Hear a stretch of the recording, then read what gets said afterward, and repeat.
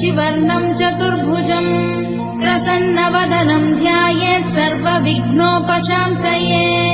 यस्य द्विरदवक्त्राद्या पारिषद्या परशतम् विघ्नं निघ्नन्ति सततं विश्वक्सेनं तमाश्रये व्यासं वसिष्ठनप्तारं शक्ते पौत्रमकल्मषम्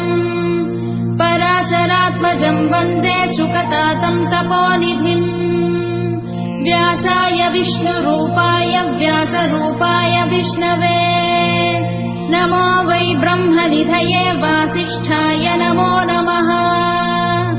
अविकाराय शुद्धाय नित्याय परमात्मने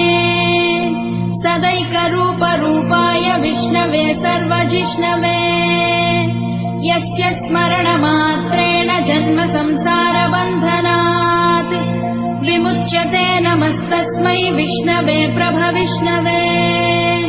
ॐ नमो विष्णवे प्रभविष्णवे श्रीवैशम्पायन उवाच श्रुत्वा धर्मानशेषेण पावनानि च सर्वशः युधिष्ठिरः शान्तनवं पुनरेवाभ्यभाषत युधिष्ठिर उवाच किमेकं दैवतं लोके किं वाप्येकं परायणम्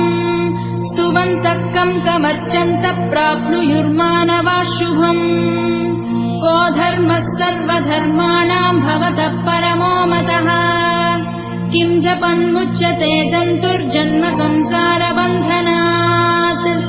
श्रीभीष्म उवाच जगत्प्रभुं देवदेवमनन्तं पुरुषोत्तमम् स्तुवन्नाम सहस्रेण पुरुषः सततोत्थितः तमेव चार्चयन् नित्यं भक्त्या पुरुषमव्ययम् ध्यायन् स्तुवन्नमस्यंश्च यजमानस्तमेव च अनादिनिधनम्